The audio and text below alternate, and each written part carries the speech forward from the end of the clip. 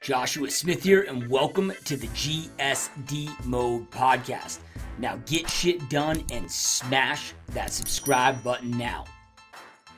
What is up, my peeps? Joshua Smith here with another GSD Mode Podcast interview. Every single week, I interview top real estate professionals, top entrepreneurs, and straight up top badasses. They're out there dominating their space. And today, guys, we got an amazing rock star here on the GSD Mode Podcast. This guy is an absolute freaking stud. So our guest today, Jay Bourgana. So Jay is a real estate agent, real estate team leader, amongst other things. And this is just a brilliant dude, man.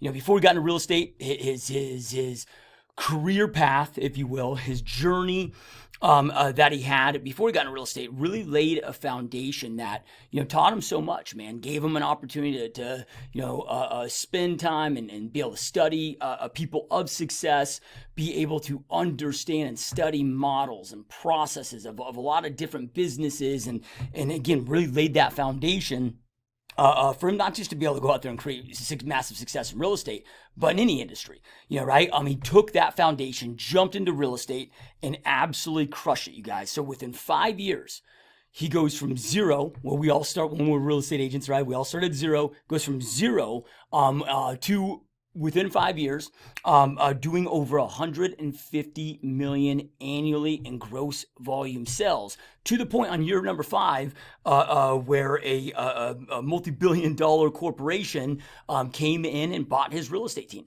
Again, so just a dude that has had massive success, continues to have massive success. Now Jay is looking all over the country and acquiring real estate teams himself, and just kind of growing. Just growing his empire, man. And he breaks down all of this, breaks down his processes, how his mind works.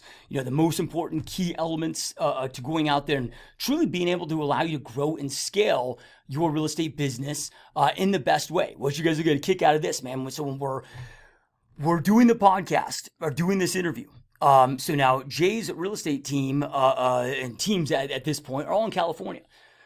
So he is in Hawaii, and when COVID, the quarantine hit, he decided to go rent a place in Hawaii and spend the whole year there with his family. So he's built such an amazing business where now he's able to be in Hawaii, cross the ocean from where his real estate teams are, and be able to manage and run those virtually and continue to grow and expand, which at the end of the day, I think that's what we all want. Not saying that you want to go live in Hawaii per se, which I think we all think can agree would be nice.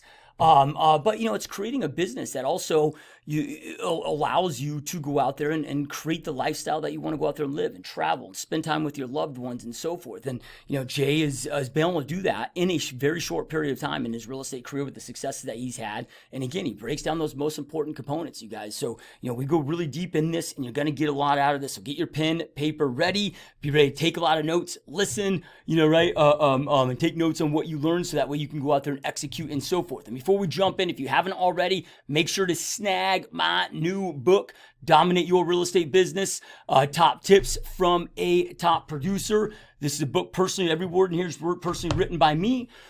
And is features 42 different chapters. Each chapter is a different strategy, a different tip, just things that I've learned, that I've implemented, that have created massive success for me and allowed me to become one of the top realtors and team leaders on the planet. All important things for all of you guys to understand and know and implement inside your business. And I cover everything from tracking and numbers to goal setting to time management to mindset and morning routines, as well as lead generation, lead follow-up, scripts, objections, and so much more. You name it, it's pretty much inside this book. It's 100% free, nothing being sold. There's no bait and switch. There's no strings attached. There's no funnels that you're going to be put into that, where I try to sell you a bunch of shit where you click on this and it says free, and the next thing you got to pay shipping and handling, and then they take you down this journey. Next thing you know, you got $1,000 charging your credit card. None of that. The digital copy, be emailed to you, show up in your email box within seconds for you to dive in. And if you don't like it, just delete it out of your email. So anyway, if you get your copy, you can go to joshuasmithfreebook.com. joshuasmithfreebook.com. All right, you guys, let's jump on into this amazing, epic GSD Mode podcast with Jay. All right, Jay, my man, welcome to the GSD Mode Podcast, my friend. Thank you, Josh. Happy to be here. Yeah, man, I'm stoked to have you here, man. You've created massive success here in the real estate industry. As a real estate agent, team leader, and you were able to do something and pull something off that, most team leaders are never able to do, in which we're going to get into all of that and how you built this amazing, successful team and, with a 5-year span of time. And then, we'll jump into all of that. But man, I'm just excited to learn from you in the process and what you built and how you did it and all of that. But before we get into that, I'm always really intrigued in our guest, our guest journeys that led them here in the first place. If we wind the clocks, man, like what was your path that eventually led you into real estate? Yeah, so I took the long route. I'm in the a slow profit game essentially. I grew up in Morocco. Poor, kid. My parents divorced twice. Had no financial certainty whatsoever.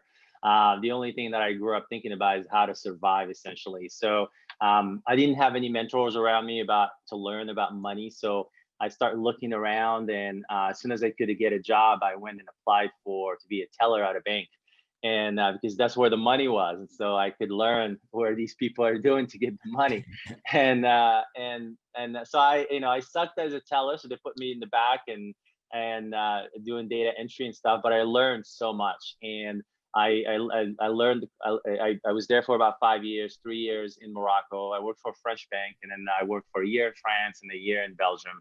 And I enjoyed, working with a lot of entrepreneurs. I found that in order for you to create wealth, you needed to create a business. You need to create value. You need to create jobs. You need to create something different. So that was, a big learning for me, and just to understand the difference between people who look like they have money and people who actually have money, and how the people who have money, save their money or reinvest in assets as opposed to reinvest in liabilities.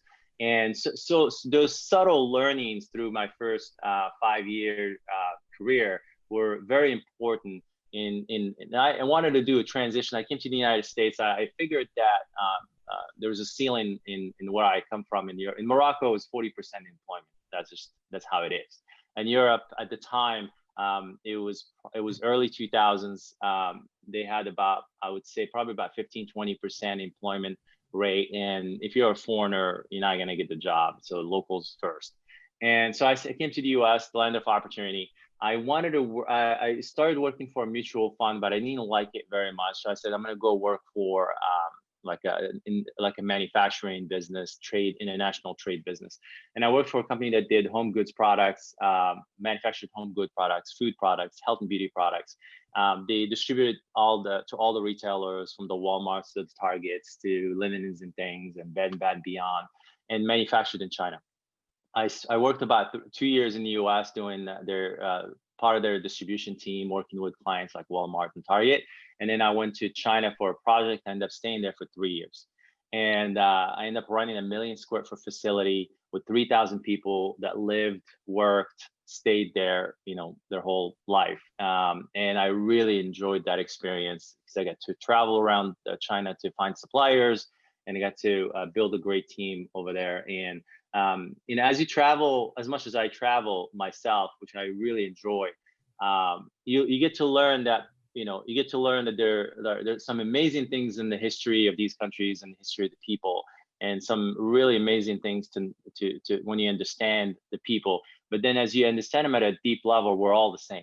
We're all essentially the same people. We're driven by the same things. We're motivated by the same things. We're all aiming for the same things. So it was huge learning for me in terms of managing people and building organizations. And when I came back in 2007, the big recession happened, and a lot of our clients, the Bed Bath & Beyond, linens and things, just stopped paying us. They stopped paying us. We couldn't pay our suppliers. So we end up closing doors within 3 months after Bank of America cut our line of credit. And a group of us went into a different type of manufacturing, which is kind of packaging, plastic infusion manufacturing. And I did that for about 5 years. And in that role, I was mostly doing operational turnaround. So I was going from facility to facility around the country, around the world, just to turning around these facilities that were not making money. And I developed a really interesting process that really helped me in the real estate world. Whenever I walk into a facility like that, it can be something that an industry that I'm familiar with, or some industry that I'm not familiar with at all. It's very basic things. The first thing you look for is what does the client perceive as value? And you go and talk to the client to find that out. In an ideal world, what is the ideal service product that you want delivered to you? How fast, how quickly, what's the measurements, what are the specs, all that stuff. So you're trying to figure out what is in the mind of the client, what is value, and what is the ideal value. And then you go back and you put a process together, how to create that whatever that thing is. And then once you lay out the process, then you figure out what are the job descriptions within that process of the people that need to be doing that. And then once you figure out the job description, then you figure out what is the person's profile that needs to match that job description to be able to do that at a high level. And then once you kind of have the people in the process, then you lay out the technology on top and how to help these people do their job in a more efficient way, and then maybe give them a little bit more speed, increase their capacity, because technology should not be just doing the same thing that a human being is going to do on his own. It should be 1 + 1 = 3. It shouldn't be equal to. And so we want that layer, that technology on top that's going to support the agent, not get in the way of the person. And then the next layer is figuring out the supervision, the accountability, essentially. Or what kind of supervisors, what kind of accountability we need to have, a coach, someone who's going to be there to make sure that the people are doing the things they need to do using the resources they have. And then once we have that, now we have the product, we have the process, we have the jobs, we have the people, we have the accountability. Now we got to figure out what is the culture we have here. What's common among these people that we have here? How can we, describe this thread among these people, and how can we elevate this culture and explain and articulate it to the people so they kind of, yeah, we're all this and we like this and we do this and this is who we are. This is our flag, essentially. This is our song. And then once we create that, then we put the leadership, the leadership that's gonna keep it all together, who understands the culture, understands the people, understands the process, understands technology. And then once in a while it's like every 6 months or a year, we'll go and speed up the whole thing. We'll see what happens, what breaks. You know what I mean? Let's double the speed of this machine or this thing and see what breaks. And then whatever breaks, that's our bottleneck. And then we go and fix that bottleneck. And then something else breaks somewhere else until we all, it's all smooth. So it's the same process that I've developed, that essentially I figured out, during these operational turnaround that I essentially came with into real estate. After doing 5 years of travel, 100% of the time, living in hotels, most times I kind of got tired and I said, I'm going to take a year off and just chill for a bit and figure things out and figure out what my next role is going to be. And I started buying real estate. It was around 2012. The market was just about recovering. Prices were still low. I was buying properties, condos 2 blocks from the beach, 3 blocks from the beach in Long Beach in California for $50,000 to $80,000. I was fixing them around and then renting them, and they were growing in value very fast. So I was like, oh, this is kind of too easy.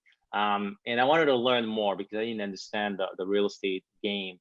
And I said, okay, I'm just going to go get my license and join an office and see how I can, as much as I can learn. And during the same time, I met my wife, got married, and then we're having our first child, literally that first year that I get into real estate.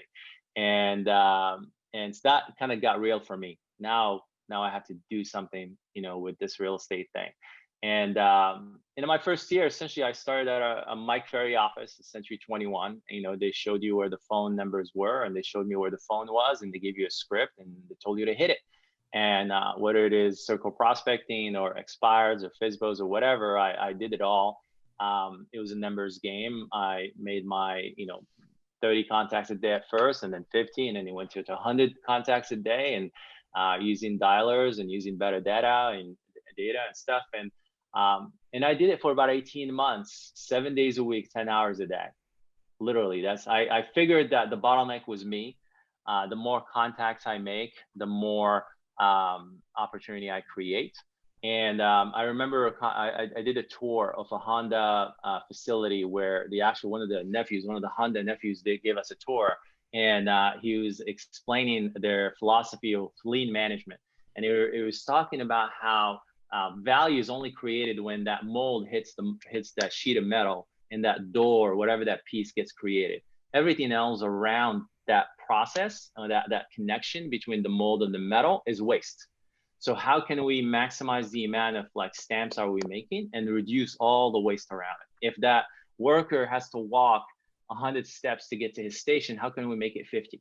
If the tools are 5 steps this way, how can we make them 1? Or maybe eliminate them. So how can we reduce all the necessary? There's some necessary waste and there's some unnecessary waste. So how can we eliminate the unnecessary and reduce the necessary?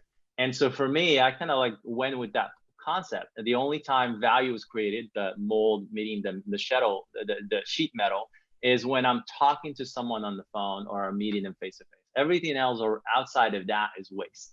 And some of it is necessary, some of it is not necessary. We eliminate the unnecessary, we reduce the necessary. And so that's all I kept, staying focused on that, making a lot of contacts, improving my capacity, improving my competency.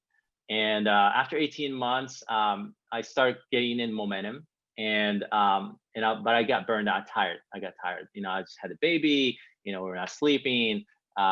Baby's 9 months. So really, I felt that we had momentum enough for me to kind of like walk away. So I found one of the assistant managers in my office, and I gave him my phone. I showed him where my listings were. I showed him where my transactions were. And I just left. I went to Paris for 2 months, and I just like didn't look back. And then it's like, I knew the guy was a good guy who's not gonna take care of my clients. All I ask is that put my clients first. If that's it, just take care of my clients. And he was a great guy, and he did that. And he actually, he closed more than I thought he will. And that's some tough listings. One of them was on the railroad, and he sold everything, and all my buyers bought and everything. So I was ecstatic about that, but also it gave me an idea that, hey, maybe it's time to start building a team. And that's where essentially kind of like the whole team concept started. And when I started in the real estate, I always felt that the traditional real estate office was almost like a multi-level marketing operation. And it was just, collecting bodies, as many as you can, whoever, some swing, some swim, some sink, and whoever works out. But there's really not a ton of investment, not a ton of skin in the game from the broker perspective. And I wanted to kind of do something different, because the same way, I wanted to treat my clients differently. I wanted to treat the agents differently. And so essentially I started with the design of like, what is the ideal experience for an agent in my team. And I kind of went back and redesigned value based on, my recent experience, right in it. I never met the broker, didn't spend that much time with me, didn't train that well. The training was very generic, and it was the same over and over. They were doing it for convenience for themselves, not for learning for me. It wasn't for my learning, it was for their convenience to seem like they're doing some training, but there's really no training, or, very low quality training. So, what about coaching? What about, does the trainer have to be the same as the coach? What's the difference? The cadence of the training, does it have to be, one-on-one? Does it have to be in a group? Does it follow my rhythm, or is it a class where I have to go through modules? So I really spent a lot of time kind of putting kind of like a process together, where and then identifying essentially the type of people that fit within our team, the personality profile, the history, all that stuff, to be able to hire the right people, to actually hire into the culture. And then for all the tools and systems and things that we provide to be effective. And it took a lot of trial and error and testing and all that for us to kind of get to a point where we kind of feel that we master it in a way. And so we grew. In my first year in real estate, I sold probably about 10, 12 houses. My second year, I did about 30. My third year, I did about 90. The following year, I did 180. And the following year, we did about 300. And it was fairly, exponential growth. And about 4 years into the team, so 5 years into my, real estate career, we had two offices. We were under Keller Williams at the time, and we had two kind of mega Asian offices, and our own brand, our own, setup, and a local independent, $7 billion local independent came and approached us to acquire us. And at the time, they were buying independent brokers, but they thought of us, we were a team, but they didn't think that we were a team because of the way we were branded. So we started the conversation, and they liked our concept. They've tried to do it themselves, but it wasn't successful. Not a lot of brokers. A lot of brokers try to build B teams and try to build these things, and it doesn't work because the psychology, the philosophy, the system is not there. And they said, okay, well, you guys did it. You're successful at it. You're profitable, which is a big thing in the teams, and most of them are not. And why don't you guys come on board, and we'll help you grow, and we do it together. So they acquired 70% shares of my company. I moved on board. It's been 2.5 years now. We've been growing, and it's been successful. Yeah, that's awesome, man. That's so amazing, dude. So this is kind of taken back and not necessarily a question in regards to your real estate team, but it all kind of leads together, I guess. Dude, as you were kind of sharing your journey that led you into where you are today, one of the things that really just stood out to me at a huge level was how intentional you are with your observation, right? And being a student and observing and taking each one of those opportunities to really learn and soak it in. And that allowed you to eventually connect those dots to create this amazing model that you've been able to plug into all these different sorts of industries and be able to replicate it and grow and scale at a big level and so forth. Is that something that is just always the way that you are wired that way, or is that something that you learned as you started studying these, kind of the elite, the wealthy and so forth, that you identified that was, a must needed trait that you needed to adapt? And then also, so I mean, it's kind of multi-part question here, but yeah, go ahead. Just so I don't forget, what advice would you give to somebody? Because man, it's obviously served you really well.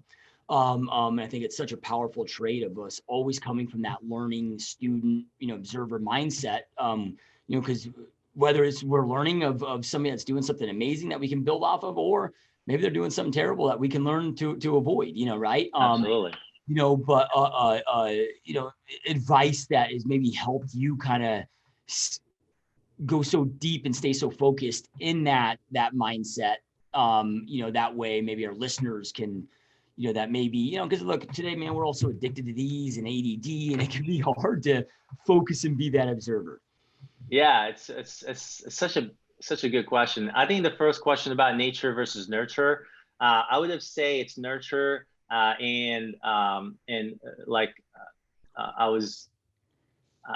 had the ability. I was given an opportunity when I was younger. I come from a place where there are no libraries. In Morocco, there are no libraries. My aunt, I remember, took me to this old bookstore, and I went in there as a kid, and I just sat there and read, and the guy was annoyed by it, but then I kept coming back and just reading the books there. I didn't even go anywhere. I was just, I would not buy anything. I would just read them there, and then we became friends. And I was so poor, I couldn't buy any books, and he would just let me sit there and read. But I think there's a level of like curiosity that you're born with. But as you get to learn from the people who have succeeded in front of you, because that's my in the beginning when I was younger, my goal was just to survive. Me seeking information, it was a survival. It was seeking certainty, like Tony Robbins likes to say. And so it was just me looking for certainty, and I needed to find, I couldn't find it around me. The people around me had no clue what they were doing. So I was going seeking certainty, and by learning, And as you learn, as you read books about, the more successful people, you find out that they're life learners. They're constantly absorbing information. They inhale information all the time. And so I made it a thing, just kind of like, I'll steal a concept from Tony Robbins. He talks about the six drivers: certainty, variety, love and connection, and significance. Those are drivers that will push you to do things in your life, to achieve things, but they're not fulfilling on their own. You can get them, you can get $1 billion and still kill yourself. You can have all the variety in your life and all the experiences in your life and still feel bored and shoot yourself. You could have all the love and connection around you and you're still not satisfied. You could have you'd be the best in the world at anything and you could still jump off a roof of a building.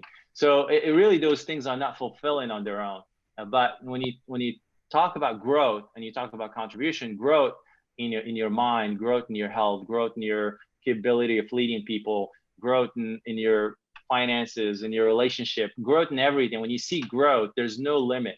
And you see growth of because the more you're gonna find out that for you to go to the next stage, you have to become that person who goes to that next stage.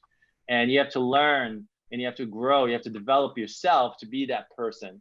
And you can't shortcut that process. You gotta do the push-ups. You gotta do you gotta do the workout. You gotta do the reading. You gotta do the meditation.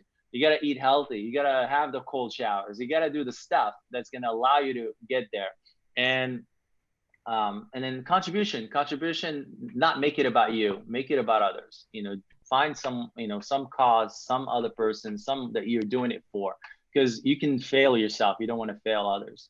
So it's those two concepts that once they click for me, it was just it was a game changer for me. It was like an internal engine. It just can't stop. You have unlimited energy that you feed off.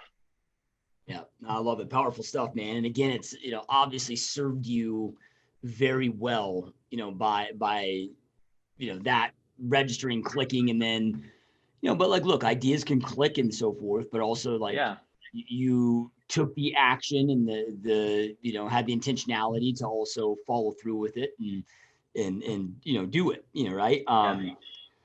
So then circling back to the team, because so essentially you went from, starting fresh to within 5 years, and correct me if I was wrong on the number here, to doing 150 million, plus a year in sales volume. Yeah. In that, very short period of time. And you talked about, okay, I took what, the experience I learned from the manufacturing and in that model and put it to this. But for those that are of our listeners that, maybe aspiring to create a team, or maybe they had, because I'll tell you, dude, like I've been running my team since 2006. And, the one of the toughest lessons that I learned was my ability of being a great realtor really had very little to do with me and my ability to be a great team leader. Like, of course, I needed to know how to create success selling real estate so then I could train and, give some of that knowledge to my agents. Right. But it was a whole different game. And it was some painful lessons in there and so forth. And well, the way I explain it is that there's a big difference between a salesperson and being a sales manager. And there's a huge difference between a sales manager and being a chief operating officer. And there's a big difference between the chief operating officer being the CEO. And there's a big difference between the CEO and being a business owner. And so a lot of times people want to go from salesperson to business owner like in one shot, and they never develop the skills, because just that one step that you mentioned right now, just going from being a salesperson to a sales manager, it's a huge gap of skill. It has nothing to do, being a sales manager have nothing to do being a good salesperson. You can have a sales manager that have never been a salesperson be a great sales manager, and then a salesperson that's the best salesperson in the company and can suck at being a sales manager. So I think that's the thing that we like Gary Keller did a great job for our industry. He taught so much, but that's the one thing that like kind of Keller Williams did harm. Essentially, they made it seem that it was easy to go from a salesperson to a team leader to a business owner without having to learn the skills that are going to get you there. There are things that you can learn, but you just have to be intentional and just know what is it, like know what you don't know. And that's the biggest problem Yeah. that we have in our industry. Yeah. And I think from, from a comparison standpoint, because sometimes we can compare, ourselves, or maybe, somebody that's watching or listening to this is maybe getting down on themselves because of what you did in that 5-year span. I mean, dude, it took me about 11 years of having my team before we hit the 150 million mark, right? So you did it in less than half the time, right? And but also when you're talking about learning those skills, you had such an amazing foundational background that allowed a lot of those skills to also be, obtained where you could plug into this. And, which is the information is there. I mean, so coaches like yourself and people like yourself, mentors and team leaders, they teach this stuff. I mean, so people can shortcut the process. They don't have to feel bad about not having access to the experience that I had, because they can learn from yours, and they can learn from your mentoring and coaching and so forth. So the information is out there. It's just seeking it and investing in it. That's one of the mindsets that people don't they don't make the connection that, hey, when you're spending money in some piece of technology, or spending money on coaching and training, or on a seminar, or those are investments that are going to have a high return on investment. It might be this year, it might be next year. That investment can compound over 5 years and get you to that $150 million in a short period of time. So I think that's the information is there, the coaching is there, the accountability is there. Just people have to reach for it and invest in it. Yeah, couldn't agree more, man. So then, I guess as we kind of maybe break down, your process of building this and kind of helping others maybe have an idea of, the roadmap that you followed to be able to accelerate this, that they can, learn from and so forth. I guess my first question is, this whole team thing in our industry is become this just kind of sexy thing that so many want to do. And I commonly hear of an agent that is closing 12 deals a year, and they're then thinking that they're qualified and ready to go out there and create a team. And some may be, and some aren't, right? But it like when I got in the business in 2005, dude, there wasn't a lot of teams, right? It was created out of necessity, not out of want, because it wasn't this big sexy thing that is popular. And, so my question to you then, first of all, is, how would somebody know, or what advice would you give to somebody to number one, know if going down the team leader path is the best path for them? Or should they just, because look, you can slay it as an individual agent, make a ton of money, and invest that in other, real estate and other ways. You don't need to just go out there and create a team, because sometimes those teams and building those teams is you make a lot less than people think at times, right? Yes. So number one, if they know it's right for them, and then if it is right, at what point is it right to start taking those actions, right? So maybe they don't do it prematurely or do it in the wrong way. Yeah. So there are two questions there. So one, you answered it earlier. You said you did it out of necessity. And that's essentially what you need to be doing this. You only build a team out of necessity. You don't just go and try to force it. It has to be an organic, thing.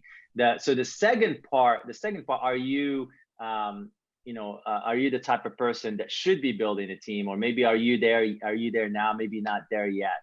I would say there are two elements. If you are the person who's have that a servant's kind of heart, like someone who likes to serve others, someone who cares about people, that's something that's definitely very important in you going to build a team. If you are about the transaction, if you're a transactional type person, if you know yourself and it's all about the close and about just kill and just get the kill and move on, you're a sniper. You're not the type of person that goes in a team. You're a single operator. You do very well. You're going to be very successful, but don't waste your time and energy and money and try to build a team, because the team it's not a get rich quick type setup. It's a get rich slow structure.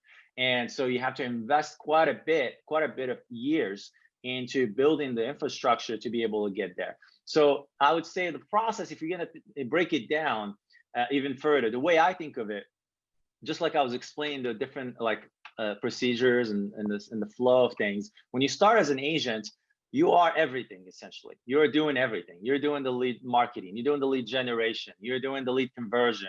You're doing the showings and the listings. You're doing the transact. You take the listings and you put the sign and you put the flyers and you do the open house and you take the offers and you accept them and you show them to the client and you go to the escrow. You're doing pretty much everything A to Z. So the way I think of it, and when you're a single agent and you can do like all transactions to a certain point, there's going to be a point where you've number one, your first issue is going to be generating opportunities. That's the first thing when you first start. Your bottleneck is going to be generating opportunities. You're going to be focused on generating leads, right, and opportunities, high quality leads. So that can lead to transactions. When you get to a level where you're generating enough transactions, then your bottleneck is going to be handling those transactions while still keep generating the leads. So now you got a little bit of bottleneck going. You try to figure out the process for it. Maybe you need to get an assistant to help you with the transaction, so you don't have to be stuck because the most value is happening here in the opportunity generation or the lead generation. So now you get an assistant to help you with the transaction, to help you set up this, call the sign company, print the flyers, take offers, all that stuff. Now you have enough listings or you have enough buyers. Now you have more opportunities that you can call everybody and talk to everybody. You have conversion problem. You're generating enough leads that you have a conversion issue because your transaction stuff is fine now. You have a really good assistant. You figured out all the kinks. You figure out all the process. You figure out how you want her to talk to your clients. You figure out how you want her to send an email. You figure out all that template stuff over here. Now your issue is going to be you're generating too many opportunities, but you're not converting them.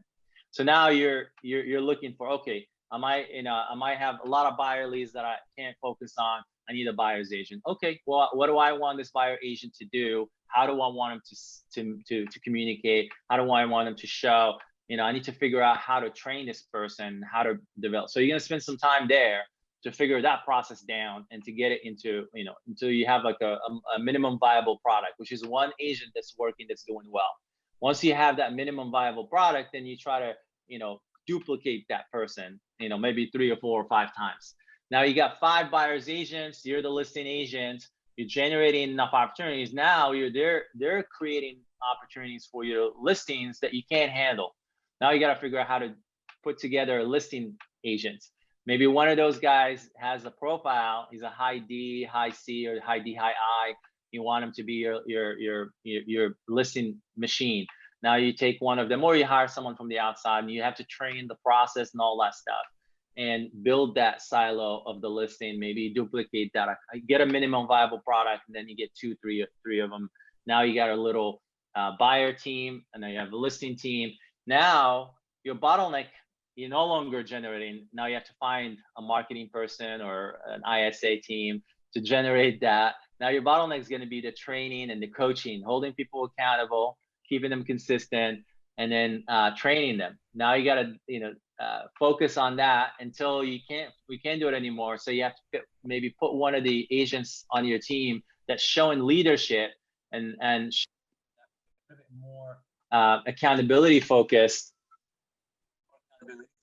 and put them as the coach, and create a process for coaching. What are the one-on-ones look like? What are the 4-on-1s look like? What are the monthly team group coaching sessions going to look like?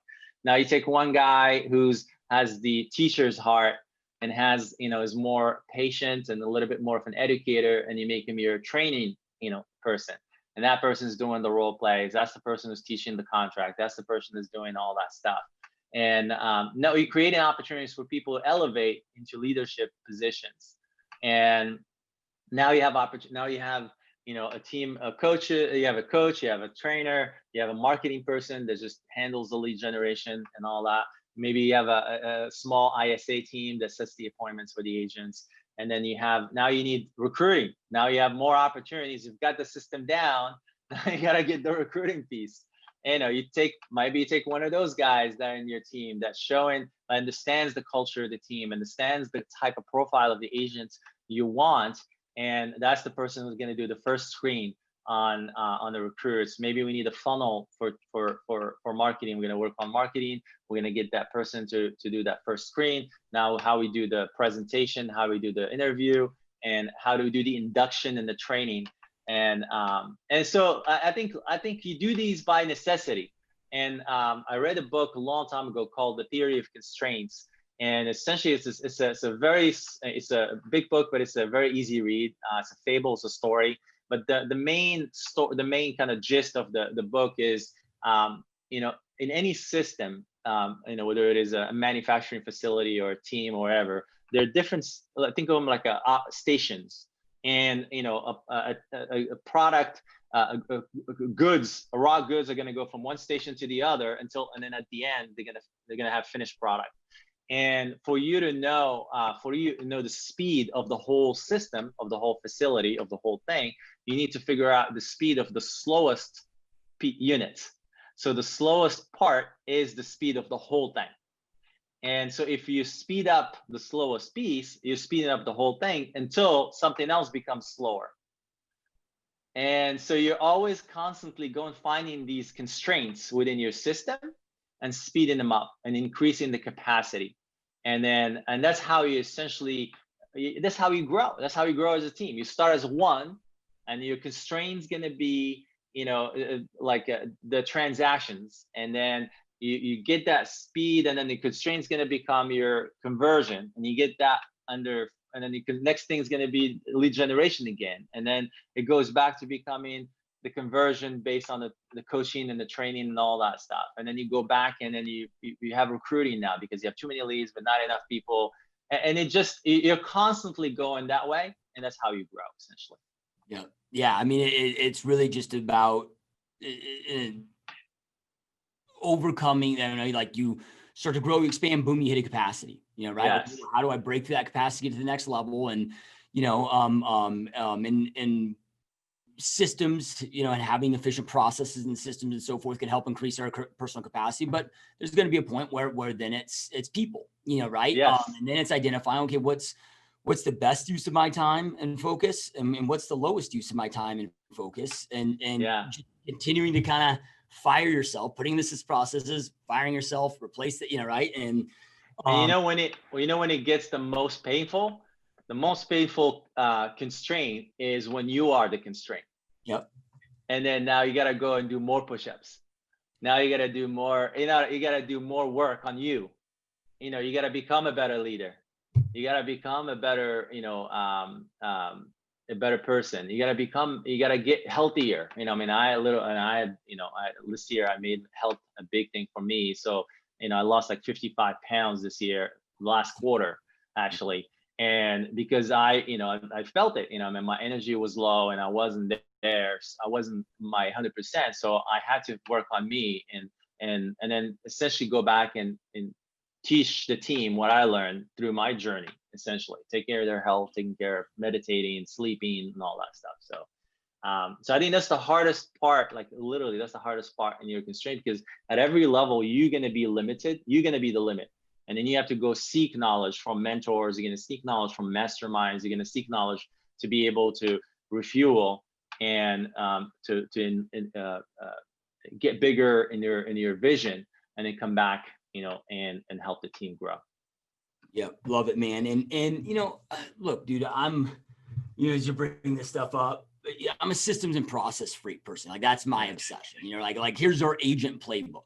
Right? Like all our manuals, and there's a process and for every little thing. And then we have this multiple different formats, and then of course we have that for our contract to close department, for our listing coordination department, for our recruiting department. Right? And creating and I get it that I'm just a 99D90, which is kind of an odd disc, right? But I love driving companies and getting results, but I also am that guy that I love spending an 18-hour day just sitting in front of a computer building systems, right? And a lot of the agents that I talk to, they love sales, they love the action, they, creating spreadsheets and dealing in spreadsheets and creating processes and stuff is not something exciting for them. It can also become overwhelming, but in order to do what you talked about with busting through those committees, and then being able to bring in, like, I don't care how great somebody is,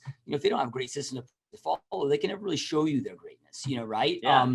What have you found effective, that's worked well for you, and advice that you would give for somebody that is kind of finding that process creation, which is essentially just getting out of our head, right, onto into in a system, a checklist, whatever. What have you found that works well for you in creating? I've always been, I cheat on that. So here's what I do. I find mentors like you. I join their program, and I take their book, that book that you showed us right now, and I'll tweak it to my own thing. So I really, I can sit down and I can type up the whole thing. But if someone else already did 80% of the work, and I only need to add that 20%, that's me, that's for my operation, all day. Why would I go through the whole, setup to do? And I did this. I actually honestly did this. I went and I paid for coaching. And there's a coaching that I did with Lars Heddenberg just to get his spreadsheet. He had this really beautiful spreadsheet that he spent quite a bit of time. And all I wanted to do was to learn the formulas within the spreadsheet. Like, all I wanted to do was the ratios, how he thought about things. It really not the spreadsheet itself. It's just figuring out, okay, what is the appropriate ratio for set to Mets? What is the appropriate ratio from Met to offer? What is the appropriate ratio for number of showings to an offer written? Or all these different things, because he spent quite a bit of time working on that.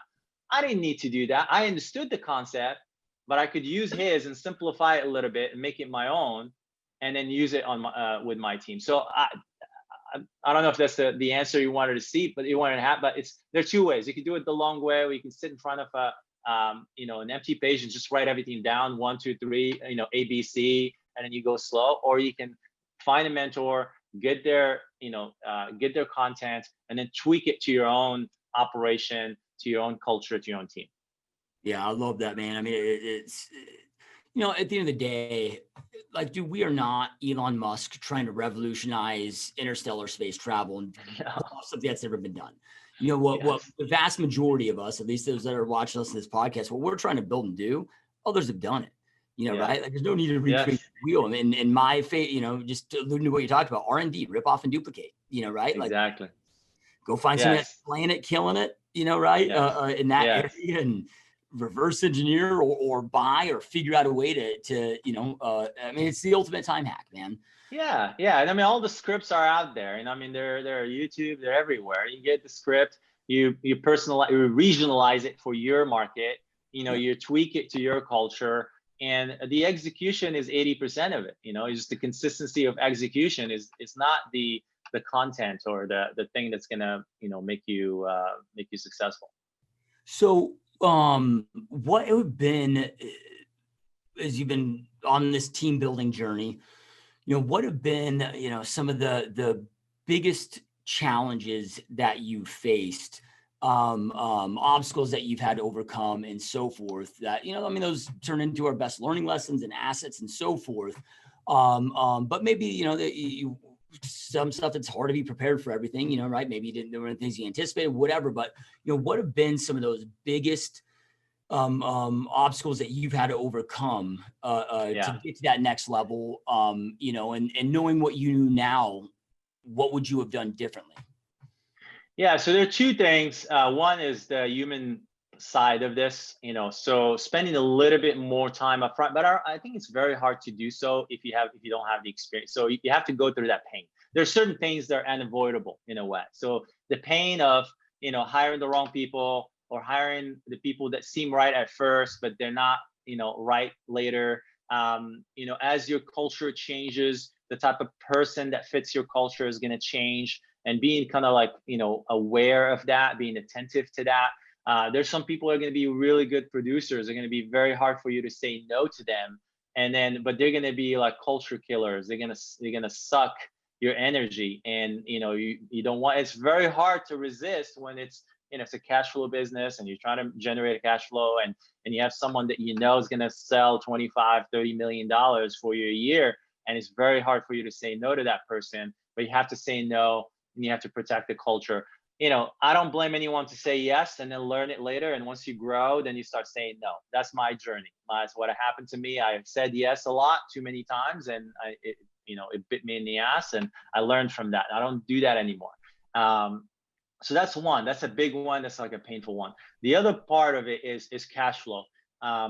In business in general, you're investing, you're setting your budgets, or you're investing in things. Like, let's say you're buying leads, or you're buying systems, you're buying tools. You're committing to 12-month contracts or 12 months of spend, or ahead of time. And as you grow, those numbers grow. You go from $600 spend on marketing to $100,000 spend on marketing a month.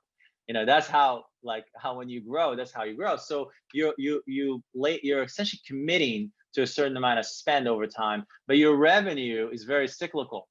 Our business is very cyclical. It starts very slow, and it starts picking up in March and April and May and June. It peaks in July and starts coming down again. And then if you have some economic thing or some health scare, pandemic thing, or whatever, that can drop your cash flow at a time where you expecting it to be high. And so essentially understanding the cash flow cycle of your business is so important. And setting up, if I knew what I know now, I would have set up lines of credits ahead of time to give myself a little bit of breathing room. Like any business owner, any real estate broker or real estate team owner will tell you, December, January, February are like the worst months ever. It's like the bills are still coming, but the cash flow is not there. And then you have to survive until March comes in April, so you can recover. And so understanding that cash flow cycle and not letting the pressure that comes from that mess with your decisions, whether to hire this person or whether invest in this thing or whether to do this or that, because that will really mess up your head. You'll keep you awake at night. There's some months where you're, over the year, you're going to make money, but there are months within the year you're going to lose money, and you're not going to have money to pay your own bills. So you got to have cushions. You have to have a mechanism to manage your cash flow. I think those two are the biggest ones. Managing cash, managing people, essentially they're the biggest resources that you have, and you got to learn how to manage those two. In addition to accounting, I have some experience, but having a good bookkeeper, they're not very expensive. As you grow, you can get a bookkeeper for $200 a month, send you a P&L, learn how to read the P&L, learn how to, that's a big one. One thing that I already knew that I would want to share with your audience, which is huge. Most of the team leaders or most of the real successful agents tend to work to maximize their earnings, to maximize how much money they take out of the business. And I think it's the wrong way to look at it. You really want to maximize the amount of cash flow that's there to be reinvested in the business. Yes, you're going to take less. Yes, you're not going to have the lifestyle of the $1 million listing agents, but you're going to be reinvesting into an asset, and that's going to grow. And that asset eventually can be sellable. But this is something that you have to be intentional from the beginning about building. You have to build an organization, and then you have to you have to build your lifestyle. You have to build your personal expenses in a way that are not going to expand with the amount of cash flow your business is doing.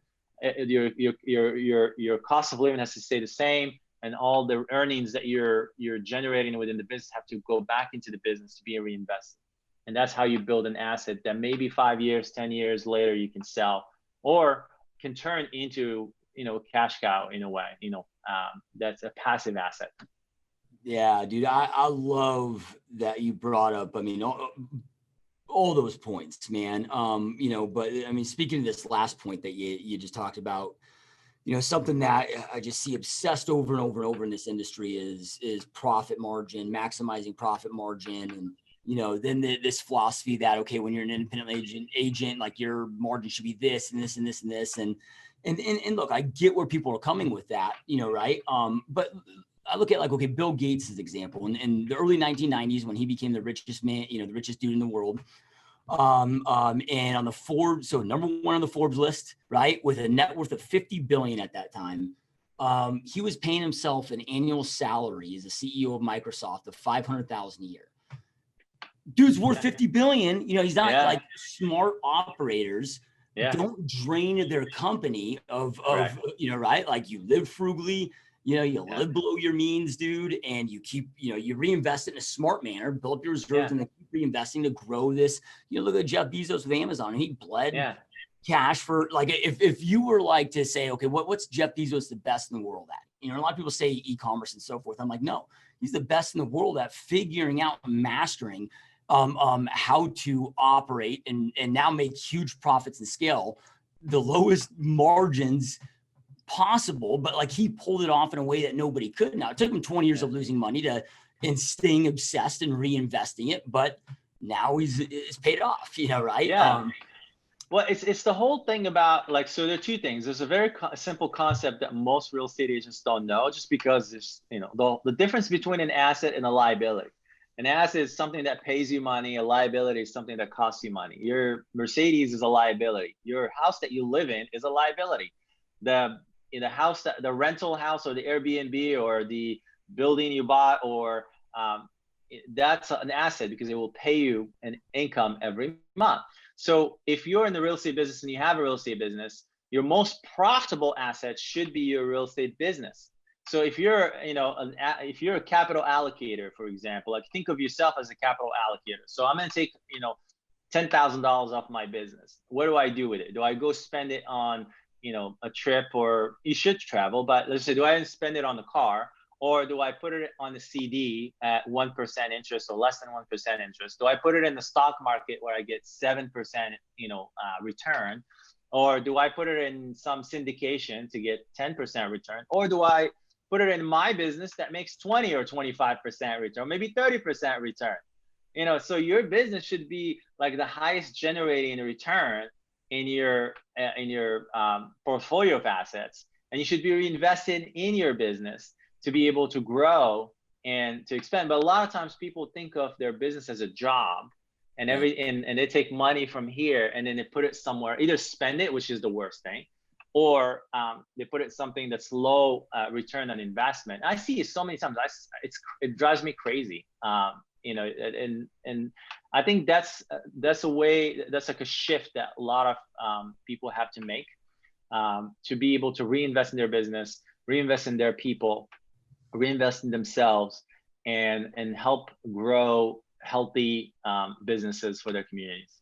Yeah, well, and here are I'm going to say this because our listeners or those watching and listening to this don't know this, because this is something that we talked about off air. But number one, operating by that philosophy allows you to grow and scale just like you did, and going from 0 to 150 million plus per year in 5 years, plus being able to sell a percentage, and that allows you to retain and still make money off that and continue to operate it as well, and creates those amazing opportunities. But your real estate team is in California. Yeah. You're in Hawaii right now for the whole year, and able to, like, you built a true business that you can now step out of. And I'm sure it still needs your involvement with, your leadership team and certain things, but allows you and your family to be in Hawaii for this year and enjoy yourselves and, across the ocean from where your real estate team is. And the payoff can be massive. And I just wanted to say that because sometimes it can be hard to make those sacrifices, right? But if we know what those potentially could create for us and lead to, right. Can give us the discipline to do so. Absolutely. Yeah. And I think the big aspect of it is, even if you don't know what that's going to look like, just focus on that contribution piece that we talked about earlier. Just focus on your people. Like, take care of your people. If you're thinking about your people, you're going to think of opportunities for them to grow, You're going to think of opportunities for them to expand their life. And the more their life expands, the more your life expands. And I think that if you just stay right there in that, quandary of like, and I'm just going to focus on, delivering an amazing experience for my clients and an amazing opportunity for my people, everything else takes care of itself. You'll be like, you'll have the, your craziest, like things that you've never thought of possible will be possible. Yeah. Yeah. Love that, man. So, when it comes to, because I mean, there's very few team leaders that are successfully able to go out there and sell their team, right? Yeah. I mean, and I get it, man, because a team, usually a team is attached to the brokerage, and there's extra added layers there, and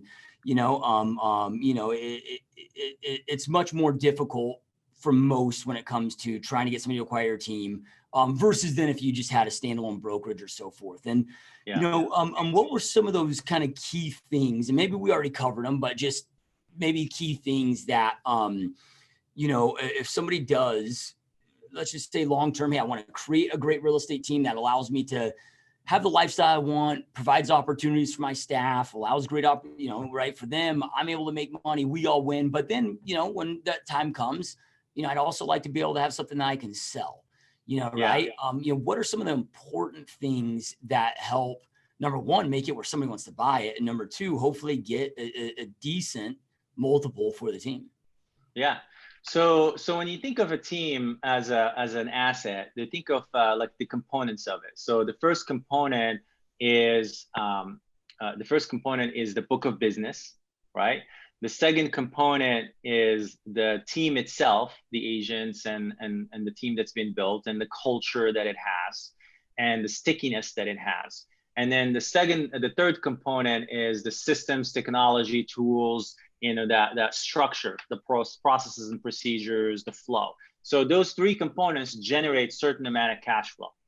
And that cash flow is what the buyer is buying. He's buying the cash flow. And looking at those three components is what tells them whether that cash flow is going to be essentially consistent or safe, or is going to be there once the transaction has been consumed. So so you have the book of business, you have the team itself, the agents, the culture, the stickiness of it, and then you have the systems and tools. What I've seen is that most of the teams out there, the team leader is still doing 50, 60, 70% of the business. That's not a very attractive team to buy, because if you buy it from the team leader and the team leader leaves, you lost 50, 60% of your business. So you're essentially buying maybe a book of business, so that the transaction is not going to be the same as if the team leader is only doing 1%, 5% of the transaction. 95% of the transactions are done by the team, by the agents themselves. And so that's one. The second one is when you look at the database, what is the percentage of that database? What is the percentage of the transactions that are closed are returning clients? So that tells you the quality of the book of business. If anything less than 30%, that's low quality. Anything over that, that's high quality. So usually 30% is what I like to see. And then you have to look at the systems and technology. Do they have a CRM? I met people. I mean, I'm in the market to buy teams. I'm in the market to buy companies. So I met people that don't have a CRM.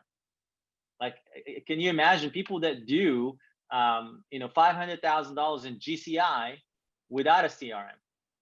And I'm like, like if they don't have a CRM, they have nothing else. They have no, conversion tools. They have no landing pages. They have no brand. They have no, they haven't created content, nothing. So there's nothing there. There's no structure. The only thing is that's the book of business, and the book of business is attached to the team leader. So I need to keep the team leader into the entity for a good 3 to 5 years for me to get a return on investment. So for a company, for a team to be truly, everything is sellable. So I don't want to say for a team to be sellable. Everything is sellable, but for a team to get the highest multiple, which is essentially the way we price teams, for it to get the highest multiple, it has to have 90 to 95% of the business done by the team itself, not by the team leader. It has to have a good brand, Yelp, Google, Zillow, all that stuff. It has to have a stickiness with its clients are coming back 30% or more. It has to have a solid operation and sales team that have been there for a while. If you see a high turnover and your operation, if you're coordinators, then you could tell the culture is not good. If you see the agents have been, like, all of them have only been there for 6 months to a year, it tells you it's not sticky. And then you have to have some systems to tell me that, the business was run in a healthy way. And so if I see those three components, I could tell, if the opportunity is good. And then that kind of tells us how the structure of the deal is going to happen, what the price and all that stuff. Love it, man. Love it. And I know we're going long on time, but I got a couple last questions here for you. No, happy to be here. When it comes to culture, I mean, this is one of those, fad words that can get thrown around, and, people, I don't know. I was talking to somebody one time and he showed me his core values, and they were just stolen right off Zappos, office wall, right? And yeah, I was just I'm actually still finishing it right now. Conscious capitalism. By the CEO of Whole Foods. And, he's talking in this chapter, talking about the importance of culture, but he goes into this study, in the study, and I can't remember the companies that they compared this to, but it's like, okay, you take two companies, same field, let's just say everything, same playing field, right? Like very similar products, very similar price point, very similar quality of staff, very similar processes, manufacturing, like efficiencies, all of that. One has a subpar culture, one has an amazing culture, through this, huge research study of all these massive conglomerate of companies that was done over these years, showing that culture can have an impact of up to 50+% more of a profit margin than a company that doesn't have a culture, isn't intentional with it. And you hear stuff like that. It's just mind blowing, dude, right? Because so many people are focused on just the dollar and cents and efficiencies, and not that that's not important. But holy shit, I mean, if culture can have that big of an impact, but I don't think a lot of people understand, like, what really is culture and how do I create a unique, amazing culture? Well, I think they don't understand it because, number one, they don't understand why culture is so important, is so necessary. And so you have to start with why first. To me, your number one asset, in terms of as a team leader, is your team. And if you're investing so much time and energy to acquire new agents and bring them into your team company and train them and coaching them and spending a lot of money on leads for them to learn how to convert and all that stuff, and then they're like 6 months into it, a year into it, they're leaving, that's huge leakage in terms of assets, in terms of capital, in terms of energy. That you don't want. So when it takes a long time, the hardest thing to find is good people. When you find them, your number one thing is to keep them. I'll give you a quote. So Peter Drucker, the father of management, says that the number one mission, number one goal or objective for a business is for them to create customers and to keep them. That's it. So create a customer and keep it. I think, and I'm not Peter Drucker, but I think the number one objective for business is to create leaders within your organization and to keep them. So instead of creating customers, you create leaders and to keep them. Because if you create the right culture, the right leaders, they're gonna create the customers, they're gonna keep the customers. And so when you think of culture is both bottoms up and up down. So it's both. So you hear that tones start from the top. So if an organization has started with a team leader from the beginning, then that culture is going to take the culture or the culture of that team leader. So if that team leader is learning based, the team's going to be learning based. If they're community focused, the team's going to be community focused. If they're client first, the team's going to be client first. If he's 1 + 1 = 3, the team's going to be 1 + 1. But if he's, ABC, always be closing, kill or get killed, then the team's going to be that way. So however the leader culture is, that's how the team's going to be. If the team has not started with a leader and then you're coming into an existing company, then it starts from the bottom up. So you observe the individuals within the group, and you find that thread that's common among them. And then obviously, when I used to go to organizations that are not unhealthy, one of the first thing is to pick the people that are bringing the disease. So take them off, to cut the disease out, and then bring people that are like, elevate the ones that care within the organization, elevate those guys, and then bring people like them. And that way you have that essentially cohesion of people that care about the business, care about what they do, have certain pride in what they do. And then you can figure out what's common among them, and then trying to find opportunities to bring it out of them, to get them to articulate it, and then articulate it back to them. And then find a leader that's essentially matches that culture. So that way it protects it, and it's naturally protected. So to me, it's either starts from the beginning with you as a leader, and then you have to set the tone. How do you envision your team? What do you want in your team? You want people to help each other, or you want people to be killing each other? You want people who care about the client and, put the client first no matter what? Or you want people who are going to squeeze the client for every cent, no matter what? It's whatever you're saying, whatever you're articulating to your team, that's your culture. Do you want them to, do you want your office to be a mess and, to have all kinds of stuff, or you want people to have pride in their office and pick up stuff from the floor, clean up their desk, keep, the place, looking good, smelling good, bright and all that stuff. So I think those little nuances for me, even in my back in the day, in my manufacturing days, if I walk around the facility and I see two guys walking by, a pallet and the pallet's sitting on the floor, and they just walk by it without picking it up, I'll get on their case, like right there and then. It's like, you see something on the floor, you pick it up. I don't care if it's in your department or someone else's department. You pass by it, you pick it up, you clean it. If you see the lights on, turn them off. They need to be off. If you see this, give people a certain sense of pride. If we had equipment, once they spend 15 minutes before their shift cleaning that equipment. I want that machine to be shiny. I want it, like I tell them, like, you see those guys that have pride in their trucks, the semis. You see how beautiful and shiny that truck.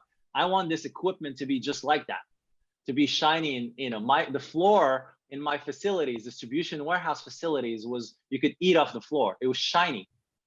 What I mean? So I wanted that pride in the first thing that we used to do. We walk into a facility, we paint the wall, because the walls were dirty and people didn't care. So I want them to have pride in their environment, and that pride in their environment translates into pride in their company and their brand, and then pride in their work, and pride in their skill, and then pride in their, in the value they develop. And then now it pushes them to really understand what is the value proposition, what's differentiated between me and the next guy from the other company. And now they have to articulate it, and it just elevates from there. And it starts from picking up trash or keeping their desk clean. Yeah, no, I love it. Such amazing stuff, man. So, Jay, I know that you've got your real estate team, that you're still running, growing, operating. And I believe that you mentioned that you are also in the business now of acquiring other teams. And then, I'm not sure if you also do, consulting, coaching, have any of that for, team leaders, broker, whomever. But with that, can you just give us an idea of what all that looks like? And then also for those that are watching and listening, whether they, maybe it's somebody that has a referral, for, I don't know where all your teams are at this point. I know, we talked about your main one in California that kind of launched this for you, but they might have a referral for your marketplace. Maybe it's an agent that, wants to have a conversation, that's thinking about exiting, and one thing that I think is something that, more business owners should do is, like Gino Lofario, right. Before he became the CEO of Berkshire Hathaway, when he was creating in Intero in California, and he went to Realogy beforehand, and he was like, hey, what do I need to build to for you guys, what do I need to build? How do I need to build it? What does all that need to look like for you to make sense to acquire for X? Right? So they delivered him the thing to build that would be of value to him. He went and pulled it off, got his, I don't know, 80, 100 million, whatever it was, that got acquired by Berkshire. And, right. So, there's a lot to that too of, maybe somebody is like, hey man, I think I'm probably 3 to 5 years out from maybe wanting to sell it, right.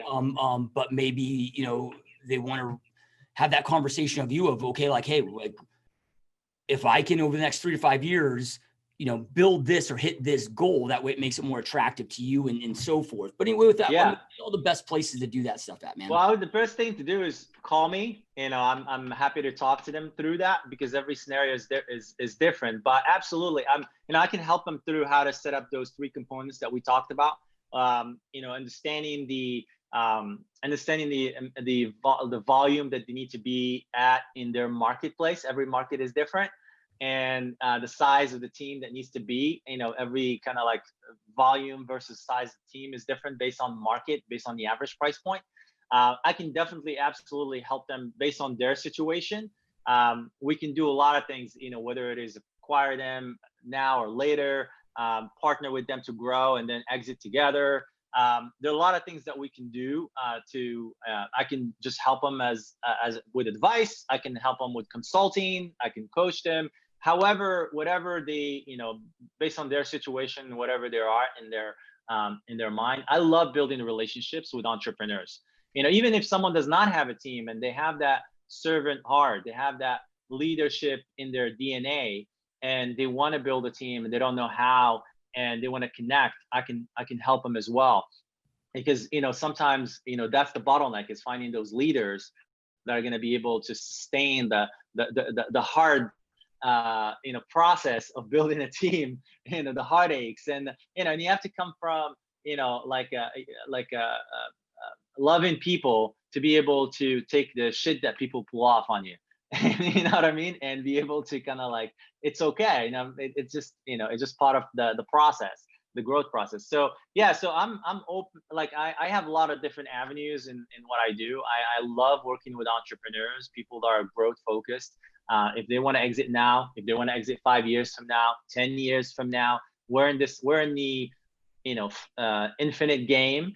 That's what we're playing. We're going to be here for the next 40 years. So we'll be happy to have those conversations now. People that don't have a team and they want to build one, but they have all the ingredients to do so, would love to support them as well. Yeah, love it, man. And then the referrals. We're in Southern California, Orange County, LA County, Riverside County in California. So those are the 4 counties. Funny thing, I don't know if you know this, but there are 1.2 million Asians in the country. We have about 400,000 of them in our market. So 30% of them in our market. Yeah, that's gnarly, man. And then, so we'll make sure to get your website to your team in the areas to have those links, as well as the best contact number, for people to reach out to you. And so wherever you guys that, everybody's watching, listen, wherever you're at, if you so I don't care if you're YouTube, Spotify, Libsyn, iTunes, Google Play, wherever you're at watching or listening, if you just scroll right below, we'll have all Jay's contact information, all his, team sites, as well as contact info, all that for you. And look, you guys, Jay and I both talked a lot about not trying to recreate the wheel, right? It sounds like, both him and I have done this and followed this philosophy of going out there and hiring the right coaches, the right mentors. Now for me personally, I exhausted and have lost hundreds of thousands of dollars on this journey by also investing in the wrong people, the wrong coaches. So it's absolutely crucial. Number one, it's the ultimate hack, the ultimate, not just the ultimate hack to help you do it the right way and quicker and so forth, but also it helps ensure that you actually accomplish what you're setting out to accomplish. Because you may not be able to, sometimes we can't figure things out on our own, right? But then also, like I want to make sure that I'm learning from the right people that have actually created and built what I'm looking to create and build. And it becomes so powerful. So, if any of that resonates with you guys, with your goals, with your vision, make sure to scroll below, and then, definitely reach out to Jay. And Jay, man, this has been a huge honor, dude. I could sit here and literally pick your brain for days, bro. Happy to. We got to do a part 2. Yeah, we will, man. This has been amazing. And I truly appreciate you taking time away from your family and your busy day to be here with us, man. This has been an honor. Thank you. Thank you for having me. It was a great pleasure. Yep. 100%, my friend. And those watching, listening, awesome. As always, thank you so much for being here. Thank you for watching. Thank you for listening. Thank you for all your support. Keep up the amazing work. Keep kicking ass. And we will see you next time. Peace. I hope you enjoyed this GSD Mode podcast episode. Now make sure you get shit done and smash that subscribe button now.